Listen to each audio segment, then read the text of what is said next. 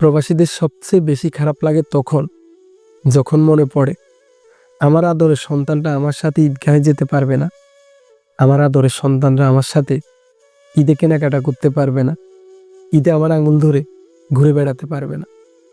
পরিবার পরিজন ছাড়া কেমন কাটে প্রবাসীদের ঈদ?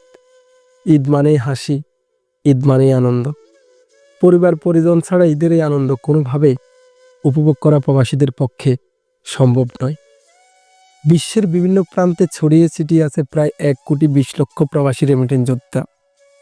এই প্রবাসী রেমিটেন্স যোদ্ধারা দিনের পর দিন, মাসের পর মাস, বছর পর বছর হাড় ভাঙা পরিশ্রম করে যাচ্ছেন শুধুমাত্র পরিবারকে ভালো রাখার জন্য, পরিবার মুখে হাসি ফোটানোর জন্য।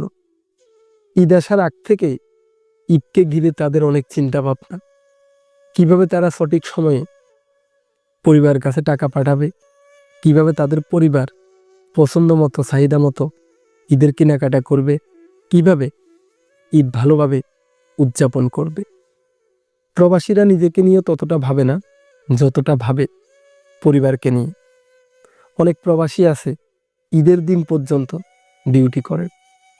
বেশিরভাগ প্রবাসী নামাজ পড়ার পরে লম্বা একটা ঘুম দেন, এরপর ঘুম থেকে উঠে পরিবার পরিজনের সাথে কথা বলে ঈদের দিন কাটিয়ে দেন।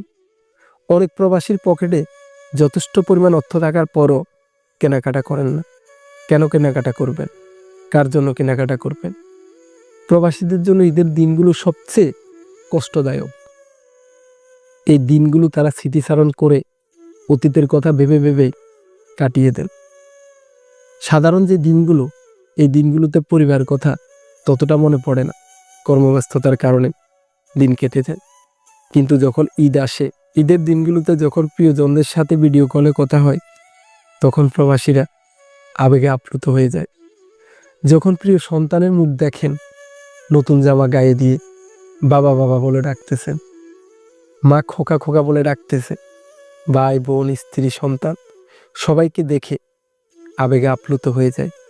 ক্ষণিকের জন্য হারিয়ে যায় প্রিয় জন্মভূমি বাংলাদেশে, ক্ষণিকের জন্য হারিয়ে যায় ঈদের আনন্দঘন মুহূর্তের মধ্যে।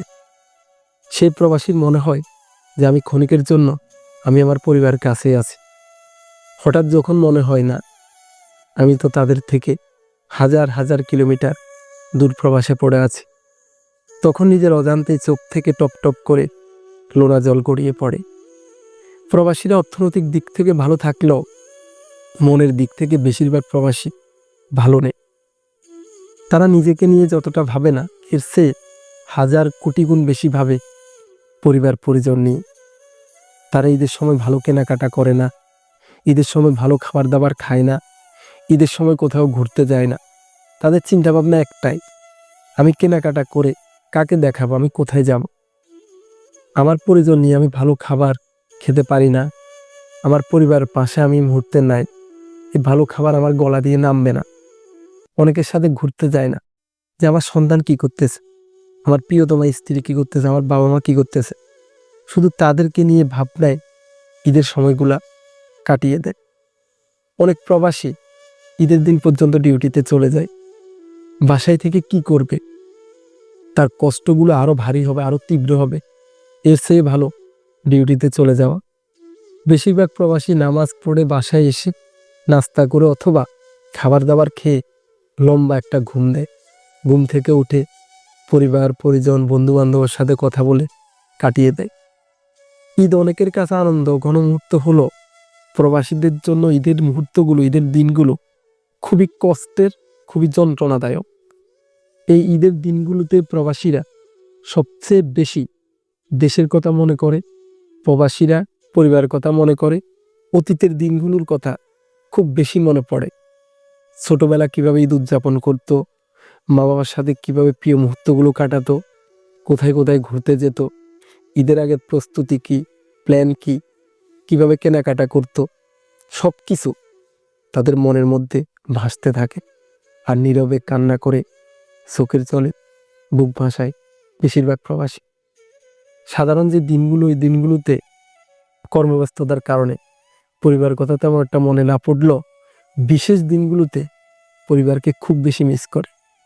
প্রবাসীদের সবচেয়ে বেশি খারাপ লাগে তখন যখন মনে পড়ে আমার আদরের সন্তানটা আমার সাথে ঈদগাহে যেতে পারবে না, আমার আদরের সন্তানরা আমার সাথে ঈদে কেনাকাটা করতে পারবে না, ঈদে আমার আঙুল ধরে ঘুরে বেড়াতে পারবে না।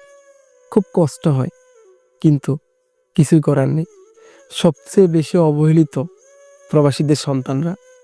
তারা হয়তো জামা কাপড় ভরণ পোষণ সব কিছুতে অন্যদের তুলনায় অনেক বেশি ভালো থাকে, কিন্তু বাবার যে সান্নিধ্য, বাবার যে আদর, বাবার যে স্নেহ মায়া মমতা, বিশেষ দিনগুলোতে এই আদর ভালোবাসা থেকে প্রত্যেকটা প্রবাসী সন্তানেরা বঞ্চিত।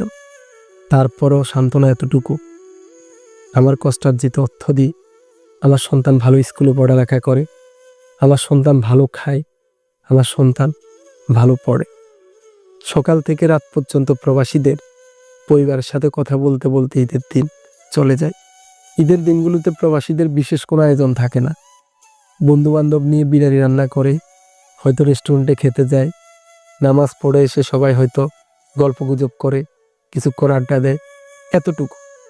এর বাইরে তাদের বড় ধরনের কোনো পরিকল্পনা থাকে না। যে যার মতো করে কাটিয়ে দেয় ঈদের দিনগুলো।